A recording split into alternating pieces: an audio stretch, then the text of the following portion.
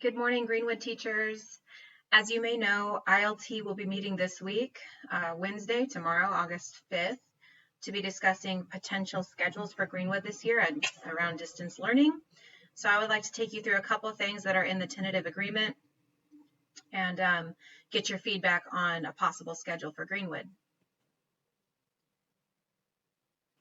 Okay, so just a reminder, the bargaining team reached a tentative agreement last Friday with the district. We will start voting today, Tuesday, and voting will go till Friday. So a yes vote will ratify the tentative agreement. A no vote means we will go back to the table and potentially have to push back the start date and lots of other things. So our agreement, I believe, is strong, especially in comparison to neighboring districts like Oakland and Mount Diablo, who have signed agreements that have well, Oakland hasn't signed, but Mount Diablo and I believe San Francisco have signed agreements that involve required number of hours of live teaching each day. So for that reason, I think ours is very strong. We have a lot of added flexibility in our language for a lot more asynchronous teaching if necessary. We have been offered our furlough day back to be reinstated, so that's a big win. We pushed back on the district requirement of having to record all of our lectures, all of our instruction. We pushed back on the district prescribed 3 hours per Friday of PD, and we were able to get them to agree to let 1.5 of those hours be self-selected by us to fit our needs.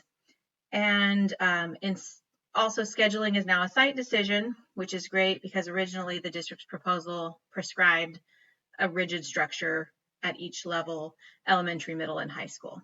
So those are all big wins for us.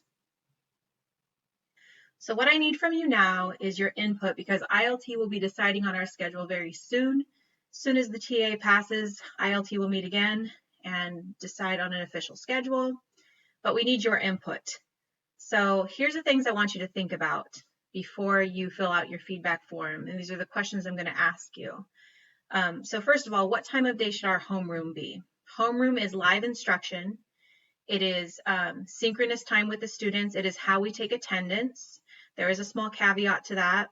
There are other ways to mark a student present if they don't attend the homeroom, but for all intents and purposes, we will say that that is the one time of the day students need to be present, and that is how attendance will be based. So what time of the day should that be? And I want you to consider both your schedule, but also what's best for our students, thinking about that. So should it be right at the beginning of the day, or should it be later in the day? Please think about that.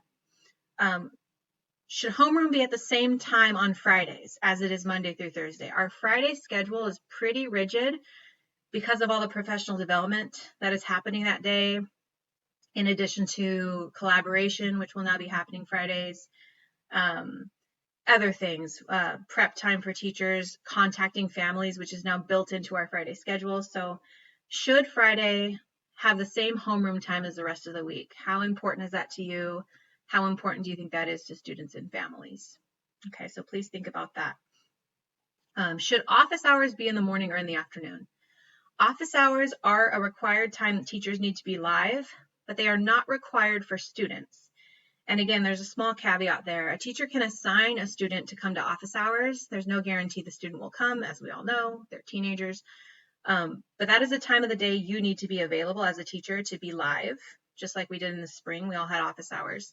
So should those office hours take place in the morning or should they take place in the afternoon? I want you to consider that.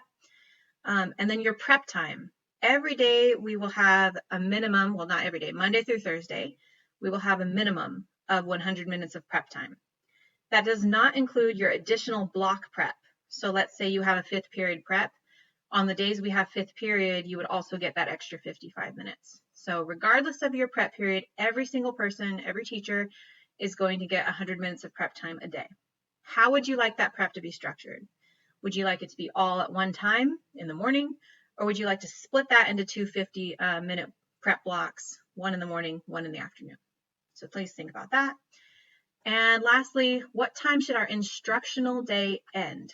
Meaning, what time should be our last, what time should students be done with instruction for the day, whether it's your office hours, which technically does not count as instructional minutes, but it's still considered an instructional day because teachers still need to be teaching during that time. Should our instructional day end at 2 o'clock or should it end at 3 o'clock? Think about that. What matters to you? What's best for students? Okay, so a couple things I just want to take you through, key points that are true of the schedule as it's laid out in the MOU and the tentative agreement. So our student instructional day cannot begin earlier than 10. Office hours can begin earlier, your prep time can be earlier, but students cannot be given instruction before 10. So that's an important consideration there too when you're thinking about these things. Teachers will have a 25-minute homeroom each day. That will be the same students each day in your homeroom. The idea behind this is these are the students who you are going to be responsible for really keeping on top of and contacting families of on Fridays during the parent outreach time that we're allotted. So that's kind of the rationale behind homeroom. So that'll be 25 minutes a day of live instruction. That is the time we take attendance. That will be synchronous. So the student instructional day cannot go later than 3, which is, I'm sure, fine with everybody here. We're used to an earlier day, but it is laid out in the TA that students cannot be instructed past 3 p.m. So another constraint to think about. Lunch is going to be 40 minutes, which does not include passing time, so it's not so different from what we're used to. What that means is after your period ends, before lunch, lunch starts right away, right when the bell rings, or bell because we're at home. And then the next period, right when lunch is over, the next period starts. So there's really no passing time allotted in there. So it's a 40-minute lunch block. Okay, so students on a 3x3 schedule, which is what we will have at Greenwood because we are a 6-period schedule. Students will take 3 blocks each day, and they will each be 55 minutes. So on Monday and Wednesday, the students will take blocks 1 through 3, and on Tuesday and Thursday, they will take blocks 4 through 6. That's only Monday through Thursday because Friday is special. Friday is a big PD day for teachers, meaning all of the instruction on Friday for students will be asynchronous. Regardless, during the week, you can choose to either be synchronous or asynchronous for your blocks. It's up to you. Remember, the only synchronous instruction that's required is your homeroom and your office hours. That is when a teacher is required to be live and available. Your block periods, you can do that asynchronously. You can post assignments to Google Classroom and call it a day, but you do need to be available for office hours and for your homeroom. So that's how the schedule is going to be set up for students. They will take 3 classes a day.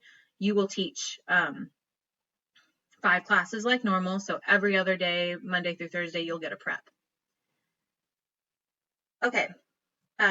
So again, office hours. Office hours will be 55 minutes. Teachers will provide this each day except Fridays. Remember, Fridays are special. So Monday through Thursday, teachers will provide office hours.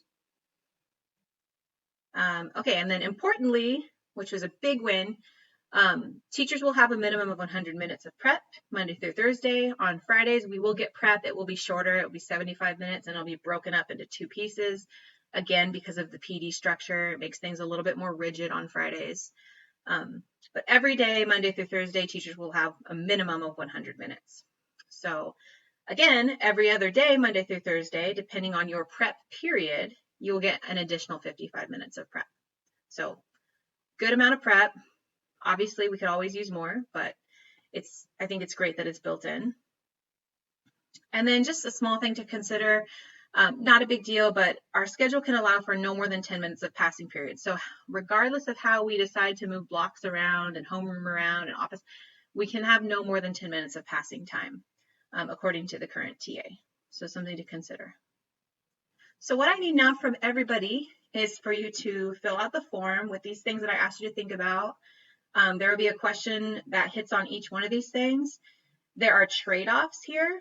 So for example, the time of day that you prefer homeroom to be may conflict with your answer to the next question about, do you want that to be the same time every day? Because remember, Fridays are kind of rigid.